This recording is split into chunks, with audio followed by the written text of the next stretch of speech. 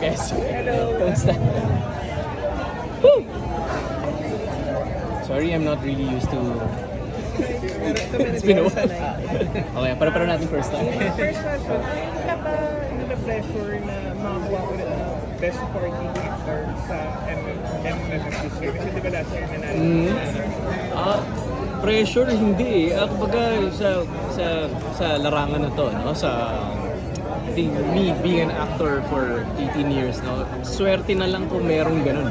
But I think, sabi nga ni Ate Juday kanina na being part of a good movie, so far lahat ng MMFF ko, blockbuster, alam mo yun, lagi ako natataon sa mga ganitong pelikula na parang medyo sinisigurado ko na maganda. Siyempre, pakita ko pa lang yung script, oy, ito na, ito to, maganda to. So, for the award, pressure, hindi eh. So, and I'm always happy for other actors to get awards, syempre. Lalo na yung mga friends ko talaga sa industriya. So, wala. Yeah. JC, pwede mo bang madetalye yung mga experience mo kay Direk Chito? Kasi parang mga kwento nila parang natatakot sila sa Iba yung disiplina ni Direk Chito, diba? So, sinabi ko kanina na pag next take nasabi na siya ng next sequence or next take, then ibig sabihin it's good. Tapos hindi niya sasabihin sa'yo pag good. Sabihin niya sa'yo kapag sige pa, pengi pa. It doesn't feel good, it doesn't look good. So, I think lagi nila, yun yung comment niya sa'yo, sasabihin niya sa'yo yung totoo. So, he's really frank. And I think bawal yung balat sibuyas sa industriyang to. So, kapag sinabihan kanya na hindi pa, hindi mo siya pwedeng i-take personally. So, ganun lang naman. So, I think yun lang naman yung... So, in my experience, ganun lang naman yung mga instances. Wala pa yung mga intense na salita. Wala, hindi naman. And usually, when he chooses the language na may intindihan mo siya. So, yeah. So, yeah, bawal nga yung balat sibuyas. So, yeah. And hindi ko ba natatakot na wala bang fear sa part na typecast since last year? Oh, I would love to be typecasted. Hindi, ang sarap mag-horror eh. I think ito yung talagang director's medium na pati yung actor na-hone kasi it's very technical. Na nandito yung camera, so dito mo siya kailangan ibigay. So it's very technical that way. And typecast sa ganito, I hope I'm always gonna be in horror films. At lagi kasing bago yung mga roles kapag nasa horror ka. At marami ka pang pwedeng baguhin. Lalo na sa mga especially like what I do in the theater. Gusto ko iba-iba talaga yung role na gagawin ko. So it's fun. May pasabog ba yun? May pasabog? Sakto lang. I mean, the first time na nabasa ko tong script na to, I really liked it because I'm gonna be working with a lot of great actors. So, yun na yung bonus sa akin. So, pasabog, baka meron, baka wala. Depende yun kay Direk Chito kung paano niya i-take. Oh, I have this, I'm gonna share it with you. Dapat ipopost ko to nung after ng eksena ko sa kanya ipopost ko siya sa Instagram. Sa after ng eksena namin, I wrote something on my journal.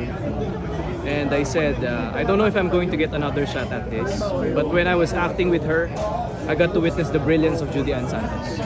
It is something that I will probably carry for the rest of my days.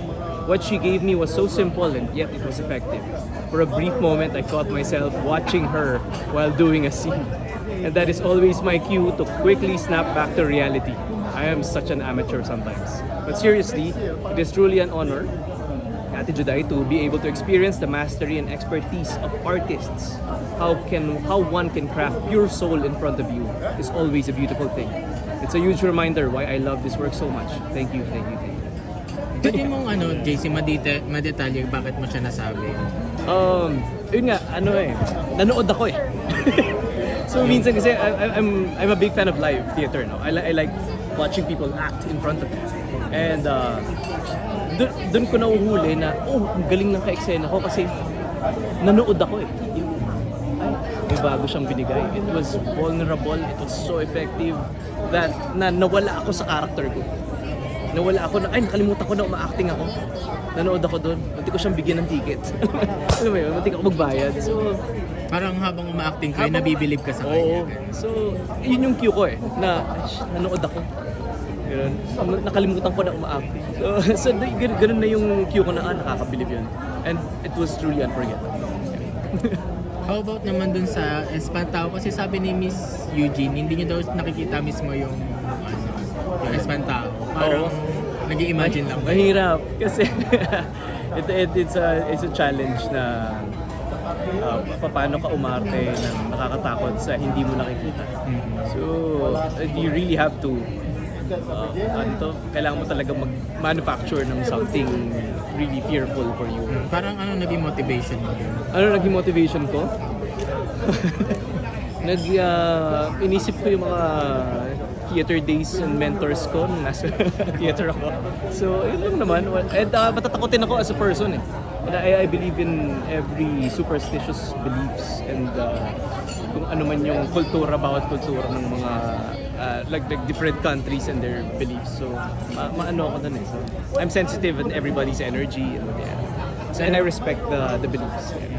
Pero saan ka mas na-challenge? Sa paggawa ng movie or sa pag-act sa theater? Pareho. Kasi I would always prepare something like for the theater. So, syempre, like, especially in the theater, we have a lot of speeches, di ba? So, I prepare like the same thing. Pero kasi hindi mo hawak yung pelikula, hindi mo hawak yung TV.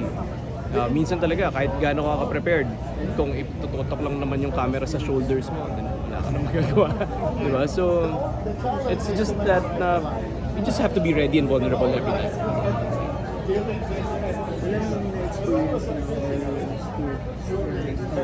Unfortunately, this time wala. Di katulad nung last MMFF ko na sunod.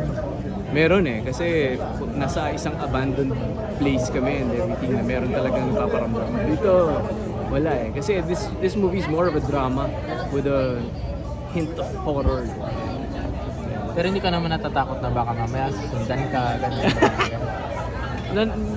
Naniniwala naman ako sa ganun, pero ang hirap kasi sa multo, hindi mo pwede sapakin eh.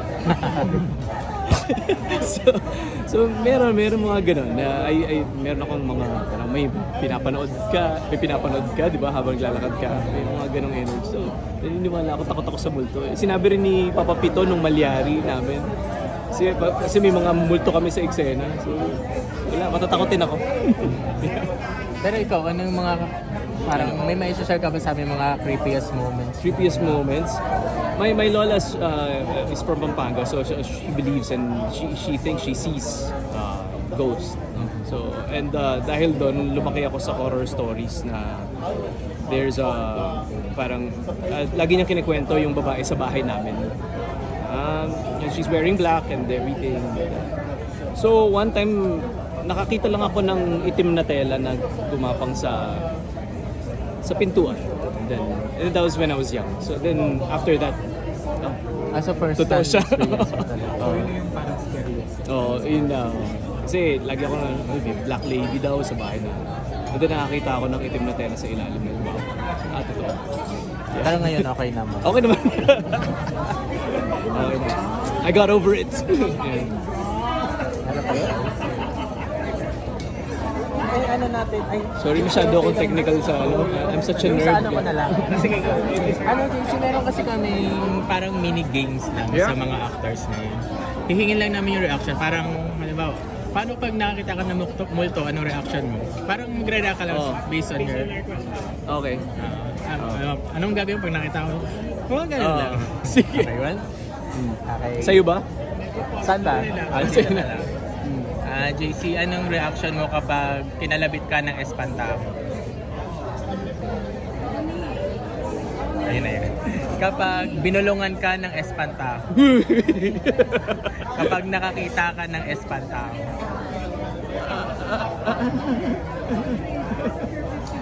Kapag kumita sa yung pelikula ng espantao. Kapag hindi kumita yung espantao. Kapag humakot ng award yung espantao. And nanalo ka bilang best actor. Thank you. Salamat. Thank you.